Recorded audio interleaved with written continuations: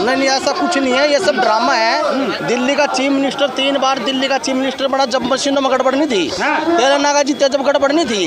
कर्नाटक जीता जब गड़बड़ नहीं थी। हाई कोर्ट के डबल बेंचों के जजों ने कहा कि ईवीएम में गड़बड़ है और फिर भी सर कह रहे हैं कि ईवीएम में गड़बड़ नहीं है। में मुलायम का लड़का और मुलायम गुंडा राज करता था, ठप्पे ठप्पे ठप्पे ठप्पे मारता था।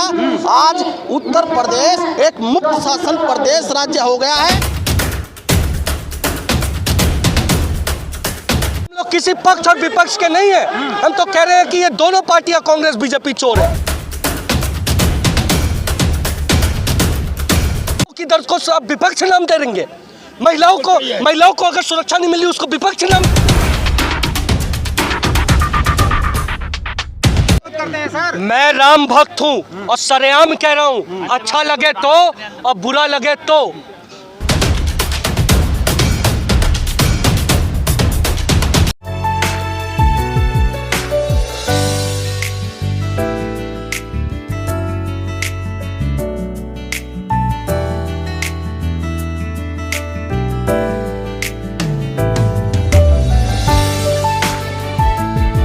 देखिए, गड़बड़ तो ये मानते हैं, लेकिन मैं नहीं मानता गड़बड़ है। वो इसलिए नहीं मानता, जिन लोगों का दिमाग चल जाएगा उनके लिए तो ईवीएम में गड़बड़ है ही। अभी डेमो दिखाया आपके सामने गड़बड़ का। नहीं नहीं, ऐसा कुछ नहीं है, ये सब ड्रामा है। दिल्ली का चीफ मिनिस्टर 3 बार दिल्ली का चीफ मिनिस्टर बना जब मशीनों में गड़बड़ नहीं थी। तेलंगाना जीता जब गड़बड़ नहीं थी। कर्नाटक जीता जब गड़बड़ नहीं थी।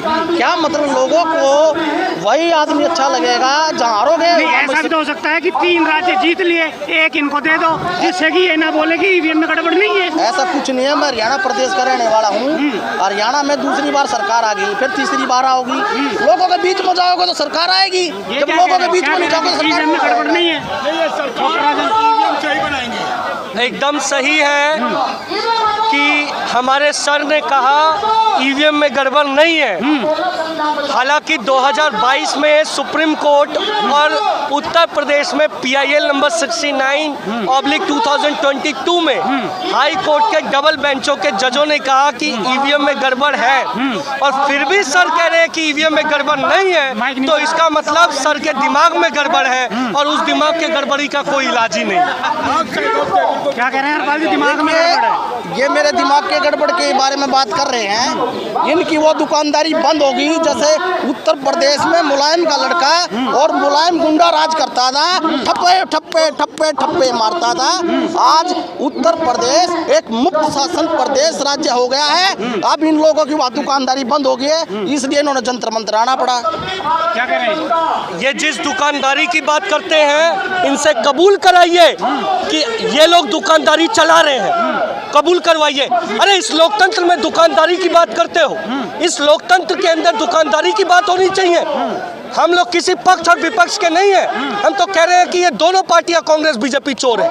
लेकिन आप बताइए, अगर आप भारतीय हैं, अगर आप इस देश के देशभक्त हैं, तो क्या इस देश के अंदर में गड़बड़ व्यवस्था है या नहीं है? ईवीएम में गड़बड़ है। हाँ, तो पूरा साउथ कांग्रेस कैसे जीत? क्यों नहीं? सुप्रीम कोर्ट का अब बोलिए ना, सुप्रीम कोर्ट गलत कर रही है। सुप्रीम कोर्ट ने कहा गड़बड़ है, मैं कौन होता हूँ बोलने वाला कि गड़बड़ है? सुप्रीम कोर्ट ने कहा गड़बड़ है, बोलिए देखो, सुप्रीम कोर्ट हमारी देश की न्यायपालिका है। सुप्रीम कोर्ट हमारे दाता है, हमारे भगवान है, जो उनका फैसला सर्वप्रिय है, इसमें कोई दो राय नहीं। लेकिन सुप्रीम कोर्ट हर चीज को बारीकी से जांच करेगा और बारीकी से एक सनी देओल की पिक्चर आई थी, तारीख पर तारीख 2024 की तारीख आ जाएगी, फिर इन लोगों की दुकानदारी बंद हो जाएगी। आने वाला 2024 के बाद जो सुप्रीम कोर्ट फैसला देगा हम उसका स्वागत करते हैं। चुनाव हो जाएगा, तारीख चल जाएगी। ये जिस सनी देओल की फिल्म की बात करते हैं, सच्चाई ये है, दिमाग में बिठा लीजिए कि आपकी सरकार और आपका ईवीएम ये सब बेवफा है। तो इसीलिए आप लोग फालतू बात ना कीजिए। सुप्रीम कोर्ट का सम्मान करते हो, सुप्रीम कोर्ट जजमेंट दे रहा है तो उसका आदर नहीं करेंगे। ये काम है। जब तक सुप्रीम कोर्ट का जजमेंट आएगा तब तक तो 2024 चुनाव। अरे जजमेंट आ चुका है भैया 2022 में। मैं PIL नंबर 69/2002 के 12 की बात, लागू क्यों नहीं हो रहा? पूछिए क्यों नहीं लागू होता? पूछिए क्यों नहीं लागू? यानी 2024 के बाद लागू होगा। लागू तो जब होगा ना, उसके जब ये बाद चुनाव नहीं होगा। जब ये पार्लियामेंट में बहस करने के लिए अपना मुद्दा रखेंगे। ये पार्लियामेंट में से भाग जाते हैं लोग और पार्लियामेंट पर उपराष्ट्रपति पर टिप्पणी करते हैं। क्या मतलब हुआ यार? अपनी बात रखो ना, लोकतंत्र का मंदिर है, अपनी बात रखो। जब सुप्रीम कोर्ट कह रहा है तो बंद क्यों नहीं कर रहे हैं? क्या कुछ ना कुछ तो गड़बड़ है? बिल्कुल बिल्कुल। किसने कहा है? किसने कहा? अभी आपके सामने कहते हैं। इसका कहने से क्या हुआ है? इसको जजमेंट ले रहा है, कॉपी ले रहा है। कॉपी है आपका? दिखाइए। आप अपने फोन में समस्या क्या है कि ये लोग समझना नहीं चाहते। मैंने बोला ना, दिमागी में गड़बड़ी है। PIL नंबर 69 साल 2022 Rajan Singh versus election commission of India का जजमेंट निकाल लीजिए। आपको पढ़ना आता होगा। अब समस्या क्या है कि आप लोग पढ़ते ही नहीं है, तो समझ कहाँ से आएगा? हम लोग तो पढ़ने वाले लोग हैं, तो बस हो जाएगा सारा काम। तो कब तक हो जाएगा? आपका पढ़ने का जो तौर तरीका है, उस तौर तरीकों को तुम बदलते क्यों नहीं? उस तौर तरीकों को दूसरी तरीके से बदलो। जनता के बीच में जाओ, जनता से भली भांति बात करो। सर्दी का मौसम है, धूप नहीं है, ठंड कितनी पड़ रही है। सारे लोग जो है ना ऐशो आराम की मलाई खा कर एयर कंडीशन में हरपाल जी कह रहे हैं कि विपक्ष जनता के बीच नहीं जा रहा, केवल ट्वीट खेल रहा है। और इस देश की एक ही हकीकत है, सारे मीडिया वाले लोग सुन लीजिए। इस देश की एक ही हकीकत है, आज जो लोग सरकार में हैं, अरे सुनिए ना, आज इस देश के अंदर में यही हकीकत है। और दिखा दीजिए, मैं साक्षात प्रूफ दिखा रहा हूँ। इस देश का जो विपक्ष है, इस देश का जो विपक्ष है और जो हम जैसा युवा है, नौजवान है, वो आज पेट पिचका है और ये लोग खूब माल खा खा के दबाए हुए हैं। यही हकीकत है, इससे ज्यादा कुछ कह नहीं सकता। माफ कीजिए, क्योंकि सच यह है कि अंधभक्तों से बोलना ये बिल्कुल बिल्कुल बिल्कुल पाप है। और मैं तो राम के वंश का हूँ, इसीलिए हम लोग तो साफ कह रहे हैं, इन लोगों ने बहुत अच्छा काम किया। भगवान राम का मंदिर बनवा दिया।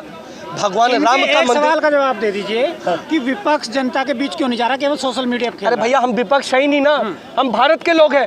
हमें हमारे शकल पे लिखा है विपक्ष। इस देश का युवा हूँ मैं, इस चीज को समझिए। बेरोजगार युवाओं की दर्द को आप विपक्ष नाम दे देंगे। महिलाओं को अगर सुरक्षा नहीं मिली, उसको विपक्ष नाम दोगे। गरीबों को विपक्ष का नाम दोगे। अरे क्या पूछते हैं? इनको तो पूछने का अधिकार नहीं है, इनको छोड़िए। गरीबों से पूछिए, आज सड़कों पे जाइए, उन लोगों से पूछिए। किसानों की आय क्यों नहीं दोगुनी हो रही, इनसे पूछिए। नहीं, बिल्कुल बोलने मत दीजिए। मांगिए, जवाब मांगिए, बोलिए कि महात्मा गांधी की टोपी लगाना गलत है, अहिंसा का पालन करना गलत है। इस देश में हम महात्मा गांधी को मानते हैं, आप नहीं मानते हो, ये आपकी कमी है। इस देश को, मेरे खून को निकालिए, इस खून में महात्मा गांधी की खुशबू मिलेगी। आप गोडसे के पुजारी है ना।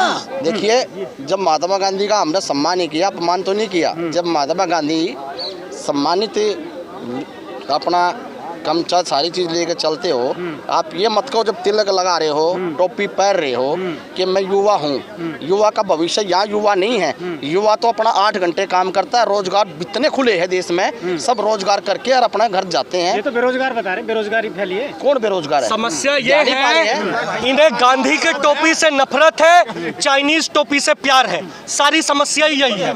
तो जिनको भारतीय टोपी से नफरत है, गांधी टोपी से नफरत है और चाइनीज टोपी से प्यार है, उन लोगों से क्या पूछ के अपना समय बर्बाद करना?